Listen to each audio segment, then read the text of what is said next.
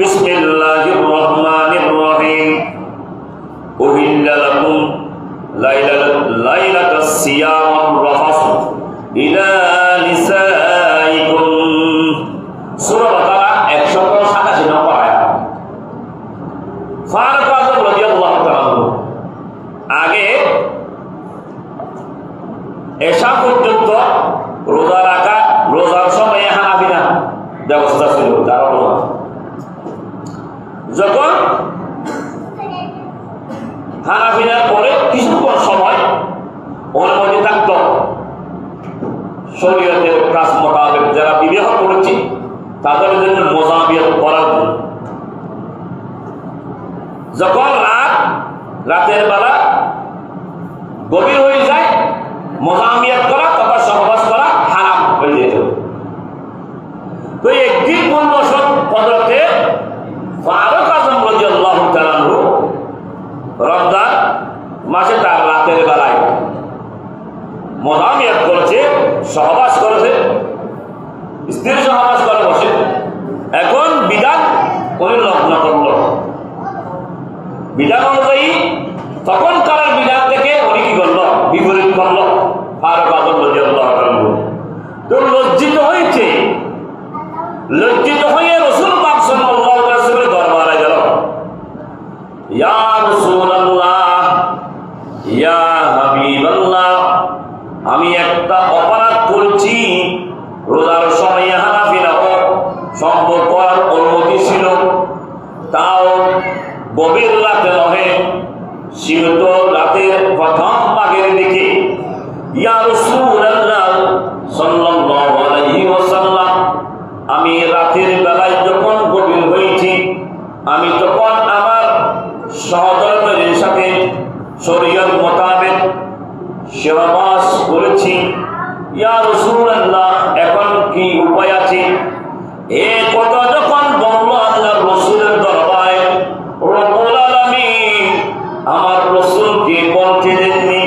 আল্লাহ কোরআন নাযিল করে রাসূলের জবান দিয়ে আল্লাহর কোরআন কারীমের আয়াতে কারীমা বলতে দিয়েছে। সুবহানাল্লাহ। তখন ওই আয়াতে কারীমা নাযিল হয়ে পরে নাযিল হচ্ছে।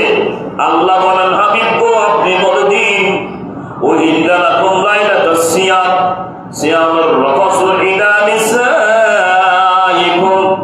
আমার আল্লাহ বলেন, রোজার রাত্রে তোমাদের জন্য স্ত্রী সহবাস বৈধ করা হয়েছে। তোমাদের জন্য তোমার স্ত্রী পুরো রাত কখন থেকে কখন, সুবহ সাদিক থেকে কালো রাখা যাওয়ার পর আবার সুবহ সাদিক তথা যখন আপনার শুভ লেখা হবে, সাদা লেখা আসবে, সেটা পর্যন্ত রোজা আপনি খেতে পারবেন। যখন কালো রেখা চলে যাবে, আপনার জন্য হারাম, সবকিছু হারাম হয়ে যাবে। রাতে কালো রেখা পর্যন্ত সবকিছু জায়েজ। মাগরিবের পর থেকে রমজানের কথা যখন আসছে, একটা এই কথা ঘটনা কেন বলছি, এটা কখন থেকে আপনার জন্য আমার জন্য কি কারণে নাযিল হয়েছে কোরআন সহবাস। কারণ হাজিরিন, তাহলে ও রমজানের দিনের বেলায় বন্ধ, তাও সুবহ সাদিকের আগ পর্যন্ত। আর এদিকে আমার রাসূল পাক সাল্লাল্লাহু আলাইহি ওয়াসাল্লামকে যখন ফারুক আযম বলল, ইয়া রাসূলুল্লাহ, ইয়া হাবিবাল্লাহ, আমি তো অপরাধ করে ফেলেছি, তখন এই কথা বলতে না বলতে খোদা রব্বুল আলামিন স্বয়ং কোরআনে কারীম এর আয়াতে কারীমা নাযিল করে সেটা পুরো রাত আদায় করার জন্য জায়েজ করে দিয়েছে। সুবহানাল্লাহ।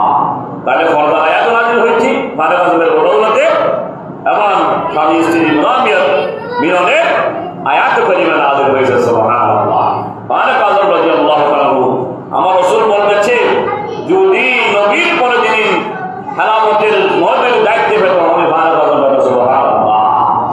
ফারুক আযম অনেক গুণাগুণ, উনি আল্লাহর রাসূলের খলিফা, যিনি জান্নাতের 10 জন থেকে দ্বিতীয় জন, আশায়ে মুবাশশারা থেকে দ্বিতীয় জন যিনি দায়িত্ব পেয়েছে জান্নাতের দ্বিতীয় জন, ফারুক আযম রাদিয়াল্লাহু